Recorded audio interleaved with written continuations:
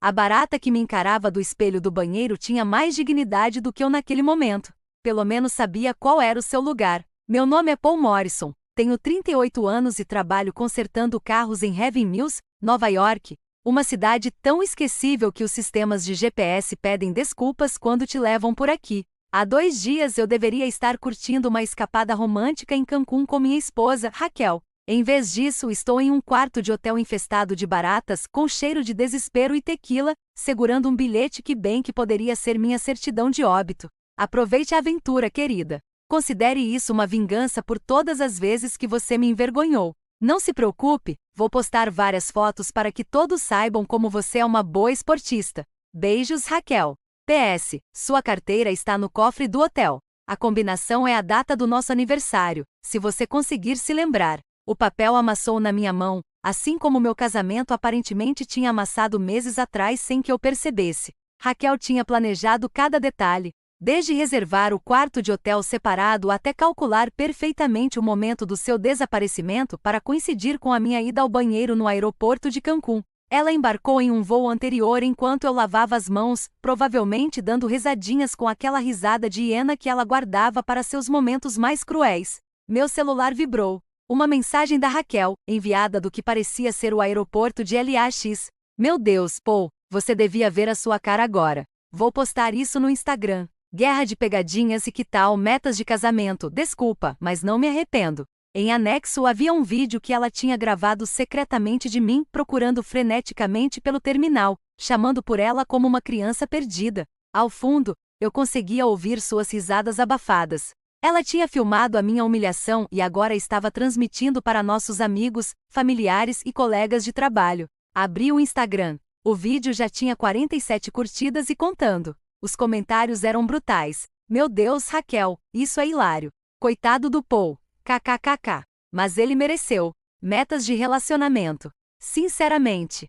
Seu marido parece tão confuso. Minhas mãos tremiam enquanto eu rolava a tela, lendo mais comentários. Cada um deles era como uma pequena facada no meu estômago. Eram pessoas que eu conhecia há anos, pessoas para quem eu havia ajudado na mudança, emprestado dinheiro, convidado para churrascos. Agora estavam rindo às minhas custas como se eu fosse um reality show feito sob medida para o entretenimento delas. Tentei ligar para Raquel diretamente, caixa postal. Tentei mandar mensagem. As mensagens apareciam como entregues, mas não lidas. Ela estava me ignorando enquanto destruía minha reputação, uma postagem de cada vez nas redes sociais. O quarto do hotel parecia estar encolhendo. As paredes eram pintadas naquele tom específico de amarelo que só existe em lugares onde a esperança morre. O ar-condicionado chiava como um velho subindo escadas.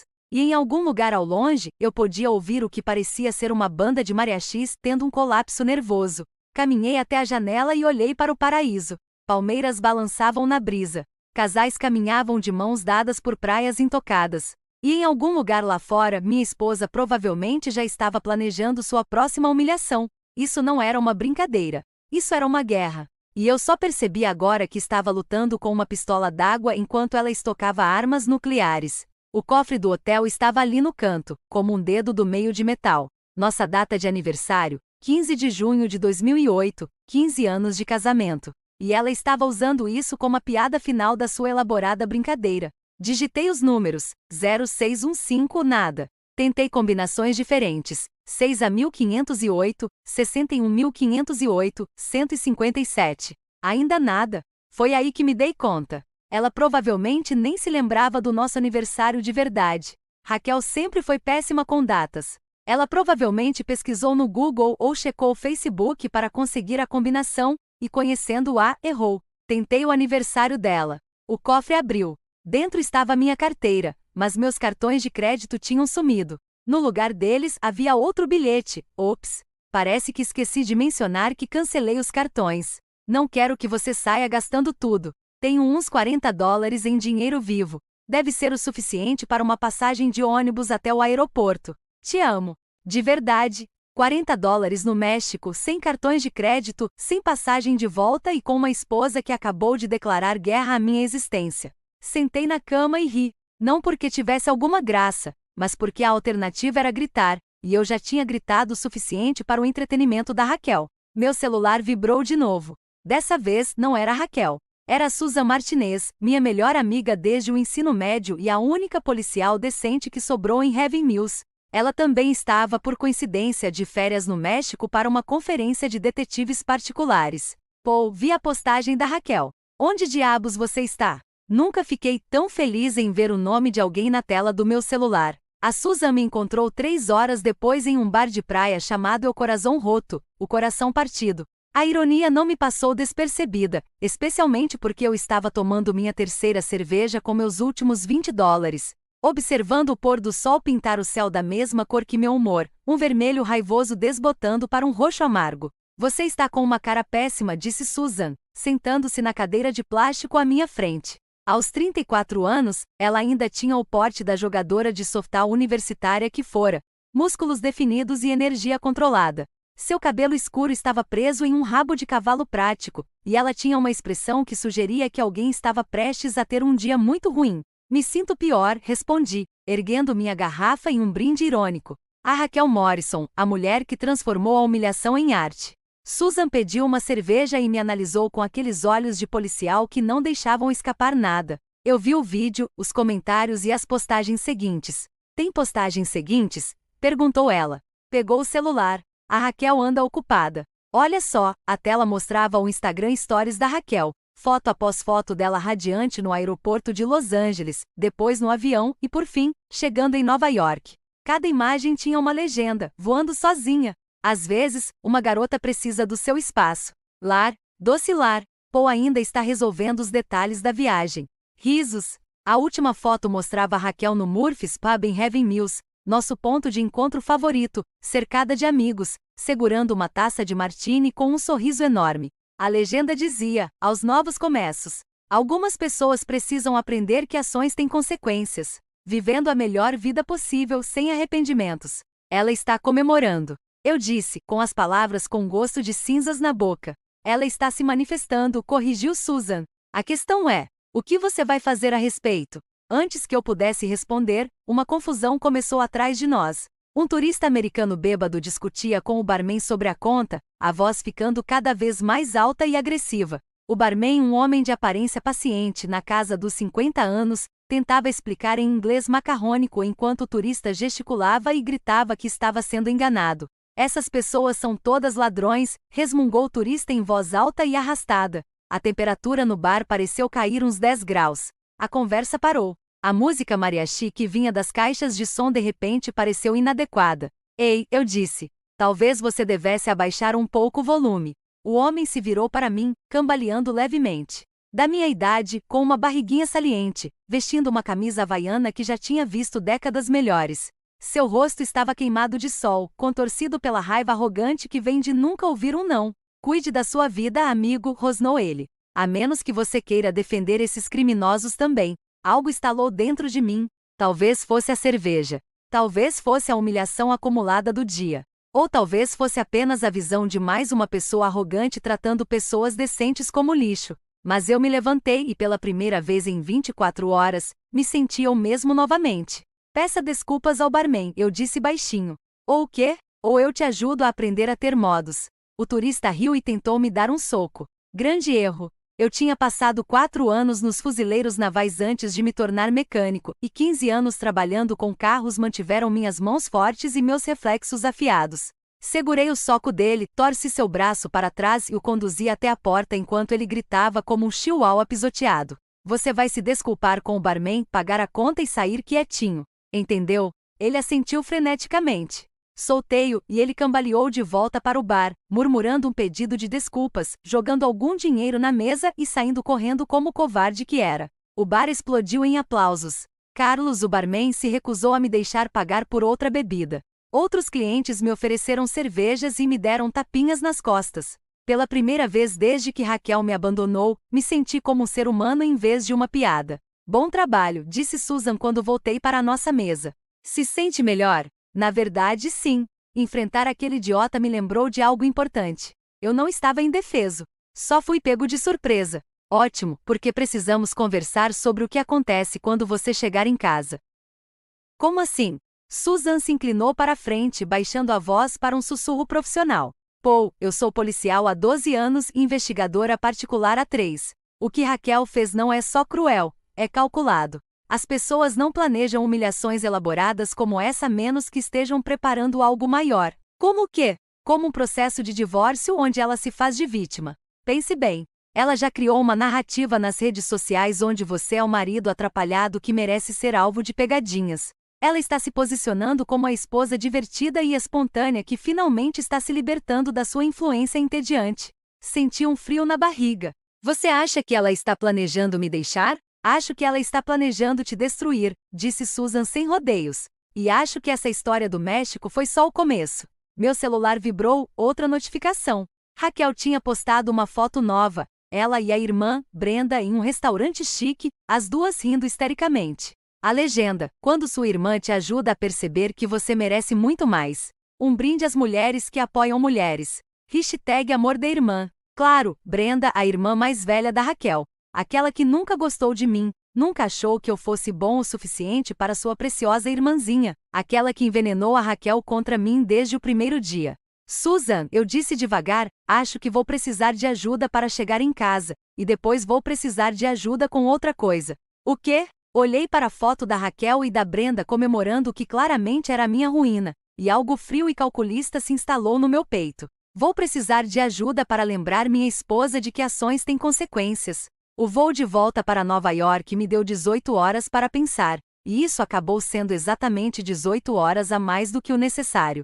Susan usou suas conexões para me colocar em um voo noturno, e enquanto eu estava sentado no assento apertado do meio, entre um empresário roncando e uma mulher que aparentemente se banhava em perfume, não me restava nada a fazer a não ser repassar os últimos 2 dias repetidamente em minha mente. Quando pousamos no JFK, eu já havia chegado a algumas conclusões. Primeiro, a pegadinha da Raquel tinha sido elaborada demais, planejada demais para ser espontânea. Ela vinha pensando nisso há semanas, talvez meses. Segundo, a campanha nas redes sociais não era uma crueldade aleatória. Era um assassinato de reputação estratégico. E terceiro, minha esposa, com quem eu era casado há 15 anos, acabará de me declarar guerra. E eu fui estúpido demais para prever o que aconteceria. Susan me encontrou na área de retirada de bagagens, com a aparência de quem havia passado a noite em claro, o que provavelmente era verdade. Quão ruim é? Perguntei. Defina ruim, ela respondeu, me entregando um café que tinha gosto de salvação. O vídeo foi compartilhado 437 vezes. Foi publicado em 3 páginas de conteúdo viral. Alguém fez um meme com a sua cara. E a Raquel está dando entrevistas. Entrevistas? A imprensa local noticiou uma história comovente sobre uma brincadeira inofensiva de uma esposa que trouxe alegria ao dia das pessoas. Ela estava no canal 8 esta manhã, falando sobre como é importante para os casais manterem a relação divertida e espontânea. Fechei os olhos e contei até 10, e depois até 20. Então desisti de contar e me concentrei apenas em não gritar no meio do aeroporto. Tem mais, continuou Susan. Passei de carro na frente da sua casa esta manhã. Tem um caminhão de mudança na garagem. Meu estômago embrulhou. Ela está se mudando, ou vai trazer alguém para morar com você. De qualquer forma, você precisa chegar em casa e descobrir o que está acontecendo antes que ela troque as fechaduras. A viagem do JFK até Heaven Mills leva cerca de 4 horas em um bom dia. Este não era um bom dia. O trânsito estava infernal. Minha cabeça latejava, e cada quilômetro me aproximava de um confronto para o qual eu não estava preparada. Susan dirigia enquanto eu olhava pela janela para a paisagem familiar do interior do estado de Nova York, centros comerciais e postos de gasolina dando lugar a pequenas cidades e fazendas, e finalmente aos restos industriais decadentes que marcavam a entrada de Heaven Mills. Heaven Mills já fora uma cidade industrial, na época em que os Estados Unidos ainda produziam coisas. Agora, era o tipo de lugar de onde os jovens partiam assim que podiam, e os idosos ficavam porque não tinham dinheiro para ir embora. As fábricas abandonadas ao longo do rio permaneciam como lápides de tempos melhores, janelas quebradas refletindo apenas o céu vazio. Nossa casa ficava na rua Maple, uma rua sem saída ladeada por casas de 2 andares que já tinham visto décadas melhores. Eu a comprara 12 anos atrás, quando ainda acreditava em estabilidade e para sempre. Precisava de reformas naquela época, e precisa agora, mas era nossa. Ou tinha sido. O caminhão de mudança estava estacionado na nossa entrada, como um dedo do meio de metal. O Honda da Raquel também estava lá, junto com um BMW prateado que eu não reconheci. Quando Susan parou o carro na calçada, pude ver pessoas entrando na casa pelas janelas. Quer que eu entre com você? Perguntou Susan. Não, isso é algo que preciso resolver sozinho. Paul, se ela está tentando te extorquir, eu resolvo. Mas preciso ver isso com meus próprios olhos primeiro. Subi os degraus da entrada, que eu havia consertado 3 vezes nos últimos 5 anos, e usei minha chave para abrir a porta que pintei na primavera passada. O som de risadas e conversas vinha da cozinha, junto com o cheiro de café caro e o que parecia ser uma comemoração. Segui as vozes e as encontrei.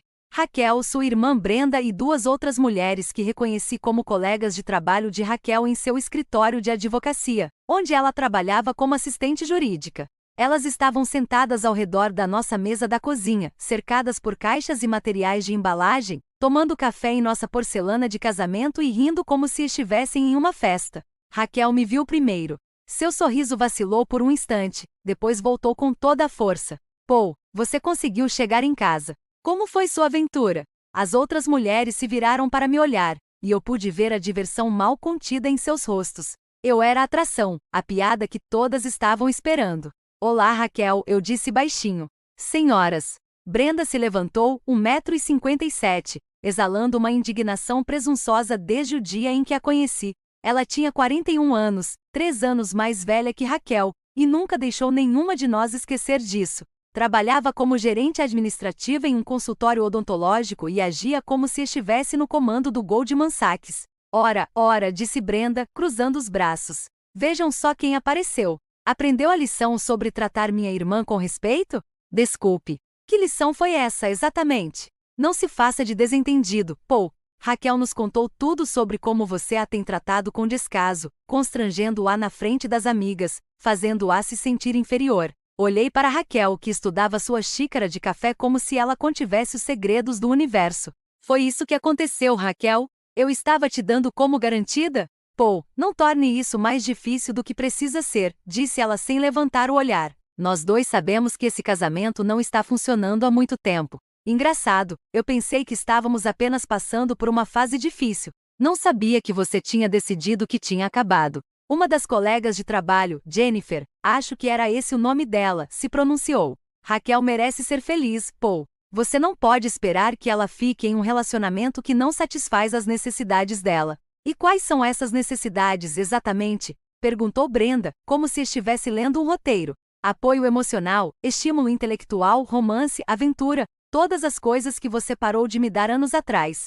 Caminhei até o balcão e me servi uma xícara de café da cafeteira que eles haviam feito na minha cozinha. O simples ato me deu um momento para pensar, para processar o que realmente estava acontecendo. Isso não era uma separação, era uma intervenção. Eles transformaram meu retorno para casa em uma sessão de terapia em grupo, onde eu era o paciente e eles eram a família preocupada ajudando Raquel a se libertar da minha influência tóxica. Deixe-me ver se entendi, eu disse, me virando para encará-los. Raquel me abandona em um país estrangeiro, me humilha nas redes sociais e agora eu devo aceitar que tudo isso foi para o meu próprio bem? Que eu de alguma forma merecia isso? Você a humilhou no casamento do Mike e da Sandra, disse Raquel de repente, finalmente olhando para mim. Dançando com aquela garçonete jovem, fazendo piadas sobre o meu vestido, me ignorando a noite toda. Como você acha que eu me senti? Eu a encarei. Raquel, isso foi há 6 meses. A garçonete era sobrinha do Mike. Ela tinha 19 anos. Eu dancei com ela por uma música porque ela estava sozinha, com uma cara de poucos amigos. E eu elogiei seu vestido 3 vezes naquela noite. Não é assim que eu me lembro e ninguém mais se lembra também. Mas aparentemente estamos reescrevendo a história agora. Brenda se levantou novamente, o rosto corado de justa indignação. É exatamente disso que a Raquel está falando. Paul, você a manipula. Você minimiza os sentimentos dela. Você faz tudo girar em torno de você. Eu faço tudo girar em torno de mim? Eu não fui quem planejou uma humilhação pública elaborada e depois convidou meus amigos para comemorar. Foi uma brincadeira inofensiva. Guerra psicológica. O silêncio tomou conta do ambiente. As 4 mulheres me encaravam como se eu tivesse acabado de provar o que elas queriam dizer sobre a minha natureza irracional. Raquel suspirou dramaticamente. Acho que você deveria ficar em outro lugar esta noite, Paul. Talvez na casa da Susan. Nos dê um pouco de espaço para resolver as coisas. Nós 2? Perguntei. Raquel, você resolveu tudo semanas atrás quando planejou tudo isso. A única pessoa que precisa resolver alguma coisa sou eu. Coloquei minha xícara de café no balcão e olhei ao redor da cozinha uma última vez. Essas mulheres tinham transformado minha casa em uma sala de guerra, e eu era o inimigo contra o qual elas estavam criando estratégias. Vou arrumar uma mala, eu disse. Mas Raquel, isso não acabou. Nem de longe. Enquanto eu me dirigia para as escadas, ouvi Brenda dizer: viu? Eu te disse que ele seria assim. Alguns homens simplesmente não conseguem lidar com mulheres fortes. Parei no pé da escada e me virei. Brenda, lidei com a força da sua irmã por 15 anos. O que eu não consigo lidar é com a crueldade dela. Há uma diferença, mas não espero que você a entenda. Subi para arrumar minhas coisas, deixando-as para comemorar a vitória. Mas, enquanto jogava as roupas em uma mochila, pude ouvi-las conversando em voz baixa e animada. E percebi algo importante: elas achavam que tinham vencido. Não faziam ideia de que o jogo estava apenas começando. O apartamento de Susan era um estudo de caos controlado. Certificados da Academia de Polícia pendurados ao lado de licenças de detetive particular. Arquivos de casos empilhados em todas as superfícies disponíveis. E sua mesa de centro estava coberta de equipamentos de vigilância que pareciam saídos de um filme de espionagem. Ela havia liberado espaço no sofá para eu dormir, mas dormir era a última coisa em que eu pensava. Conte-me sobre Chad, eu disse, aceitando outra xícara de café forte o suficiente para acordar os mortos. Susan ergueu os olhos do laptop, que ela havia passei a última hora pesquisando. Chad Morrison. Espera aí, ele não é seu parente, né?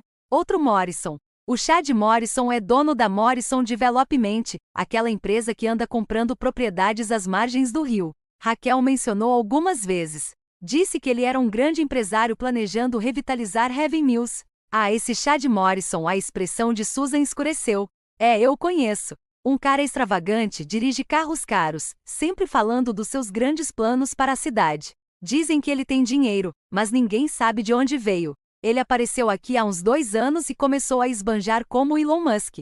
Por que você pergunta? Peguei meu celular e mostrei a ela as fotos que Raquel tinha postado ao longo do dia. Em uma delas, uma selfie tirada em um restaurante chique, reconheci uma figura familiar ao fundo. É ele? Perguntei, apontando. Susan olhou para a tela com os olhos semicerrados e, em seguida, pegou uma lupa da gaveta da escrivaninha. Nossa, vou ficar chocada. É definitivamente o Chad Morrison. Olha só, ele não está olhando para a própria mesa. Ele está olhando para Raquel. Analisamos as postagens recentes dela com outros olhos. Depois que você sabe o que procurar, os sinais ficam óbvios. Chad apareceu ao fundo de 3 fotos no último mês. Em uma, ele estava claramente caminhando em direção à mesa da Raquel. Em outra, ele estava parado perto do bar onde Shia estava pedindo bebidas. Na terceira, os dois eram visíveis no reflexo da janela de um restaurante. Eles definitivamente estavam conversando. Há quanto tempo você acha que isso está acontecendo? Perguntei. Difícil dizer, mas Paul, se a Raquel está envolvida com o Chad Morrison, essa situação ficou muito mais complicada. Como assim? Susan fechou o laptop e recostou-se na cadeira. Chad Morrison não é só um cara rico com gosto duvidoso para carros. Ele tem conexões. Estou de olho nele há meses por causa de uma investigação de fraude de seguros.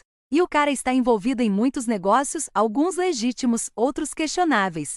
Que tipo de questionável? Aquele tipo em que fazer perguntas demais geralmente te coloca em apuros legais. Ainda não tenho provas, mas há rumores sobre as práticas comerciais dele. Digamos que ele não é o tipo de cara com quem você quer se meter. Um frio na barriga me invadiu. Você acha que a Raquel sabe onde se meteu?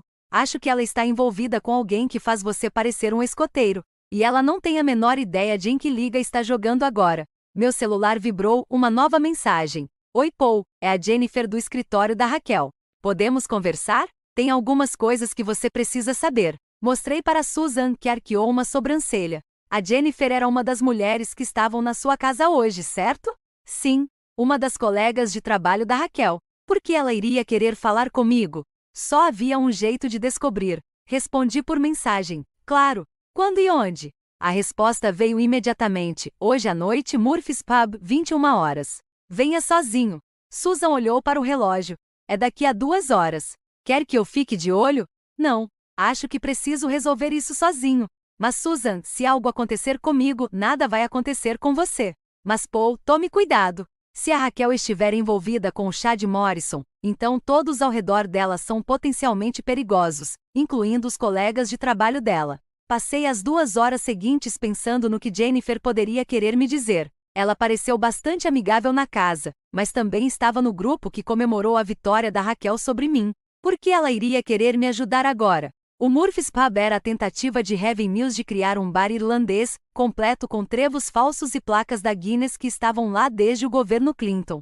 Era o tipo de lugar onde todos sabiam da vida de todos, o que o tornava ou o local perfeito para uma reunião secreta ou a pior escolha possível. Jennifer já estava lá quando cheguei, sentada em uma mesa de canto com uma taça de vinho pela metade e uma expressão nervosa. Ela era mais jovem que Raquel, talvez uns 28 anos. Com cabelos loiros e um rosto sério que sugeria que ela ainda acreditava que o mundo era fundamentalmente justo. Paul, obrigada por vir, disse ela enquanto eu me sentava na cabine em frente a ela. Obrigada por entrar em contato. Devo admitir, estou curiosa para saber o que você quer me contar. Jennifer olhou em volta do bar, depois inclinou-se para a frente e baixou a voz. O que aconteceu hoje na sua casa? Aquilo não foi certo. Quer dizer, o lance do México já foi ruim o suficiente, mas transformar sua volta para casa em algum tipo de festa. Isso foi cruel. Então, por que você estava lá? Porque Raquel me pediu para estar lá para lhe dar apoio moral. Ela disse que você poderia ficar violento, que ela precisava de testemunhas caso você tentasse machucá-la. Eu a encarei. Ela disse que eu poderia ficar violento. Jennifer, eu nunca levantei a mão para Raquel em 15 anos de casamento. Nunca sequer levantei a voz para ela. Eu sei. É por isso que estou aqui. Jennifer tomou um gole de vinho e continuou. Paul, Raquel vem contando histórias sobre você no trabalho há meses. Histórias que não combinam com o homem que conheci hoje. Que tipo de histórias? Ela disse que você era controlador, que monitorava as ligações dela e checava os e-mails. Disse que você ficava com ciúmes quando outros homens conversavam com ela, que a humilhava em público fazendo escândalos. Disse que você vinha lhe causando danos emocionais há anos e que finalmente estava pronta para terminar o relacionamento. Cada palavra me atingiu como um soco físico. E você acreditou nela. Todos nós acreditamos nela. Por que não acreditaríamos? Mas Paul, o homem que ela descreveu, e o homem que conheci hoje são duas pessoas completamente diferentes.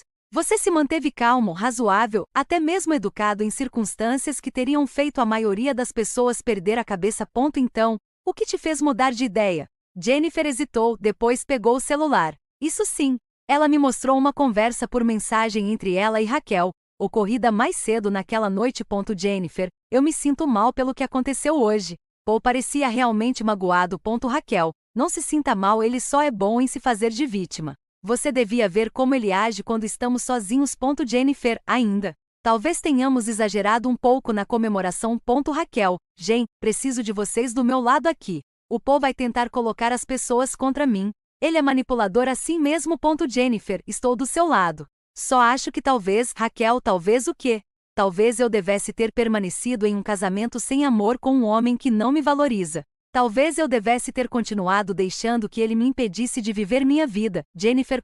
Claro que não. Mas Raquel, nada disso. Finalmente estou livre e não vou me desculpar por estar feliz por isso. Li a conversa 2 vezes, tentando processar o que estava vendo. A Raquel dessas mensagens era fria, calculista e completamente diferente da mulher com quem eu havia me casado.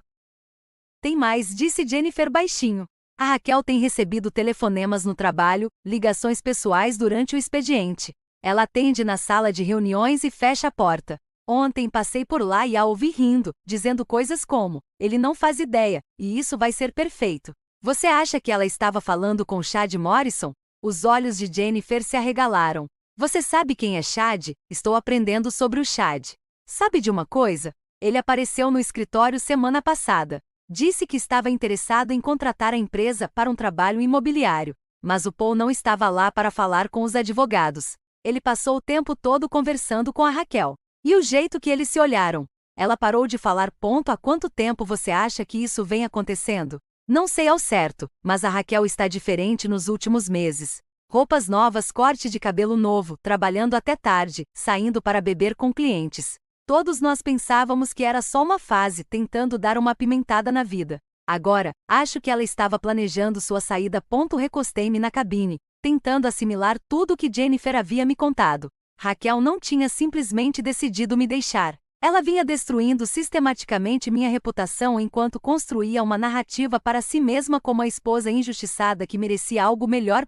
Jennifer, por que você está me contando isso? Porque não está certo. Porque eu também tenho um marido, e se alguém estivesse planejando destruir a vida dele, eu gostaria que ele soubesse. Ela fez uma pausa e acrescentou, e porque eu acho que Raquel está se metendo em algo muito maior do que pode lidar com Chad Morrison. Aquele homem tem uma reputação, Paul. Não é uma boa reputação. Que tipo de reputação? O tipo de homem em que seus sócios tendem a falir ou se meter em problemas com a justiça. O tipo de homem em que as mulheres que se envolvem com ele se veem em situações das quais não conseguem sair facilmente. Jennifer terminou seu vinho e se levantou.